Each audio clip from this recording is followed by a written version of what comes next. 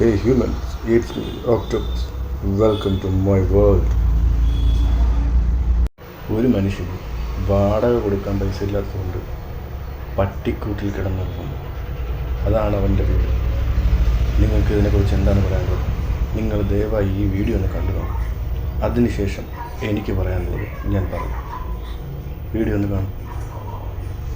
എറണാകുളം പിറവത്ത് അതിഥി തൊഴിലാളി പഴയ പട്ടിക്കൂട്ടിൽ വാടകയ്ക്ക് കഴിയുകയാണ്. ബംഗാൾ സ്വദേശി ശ്യാം സുന്ദറാണ് പ്രതിമാസ വാടക നൽകി പട്ടിക്കൂട്ടിൽ താമസിക്കുന്നത്.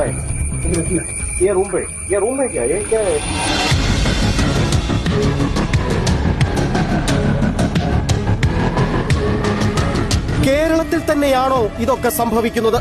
പ്രദേശവാസികൾ പറഞ്ഞതനുസരിച്ചാണ് പിറവം പട്ടണത്തിനടുത്തുള്ള വീട്ടിലേക്ക് ഞങ്ങൾ ചെന്നത്.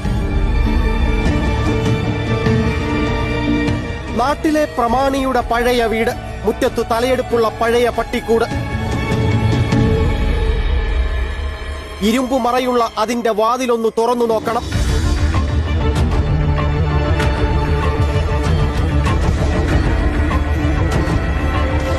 ബംഗാൾ സ്വദേശി ശ്യാം സുന്ദറാണിത്. കേരളത്തിലെത്തിയിട്ട് 4 വർഷമായി. പിറവത്തെത്തിയപ്പോൾ നയാ പൈസ ഇല്ല. ഒടുവിൽ ഈ വീടിന്റെ ഉടമയാണ് 500 രൂപയ്ക്ക് പഴയ പട്ടിക്കൂട് വാടകയ്ക്ക് നൽകിയത്.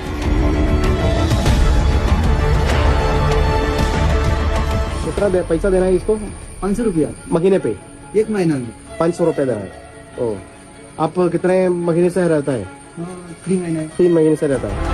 പട്ടിക്കൂടിന് സമീപത്തെ പഴയ വീട് അതിഥി തൊഴിലാളികൾക്കടക്കം വാടകയ്ക്ക് നൽകിയിരിക്കുന്നു. അവർ നൽകുന്ന വാടക കാശ് തനിക്കില്ല. ഈ വീഡിയോ കണ്ടപ്പോൾ നിങ്ങൾക്ക് സ്വഭാവം തോന്നുന്നില്ലേ?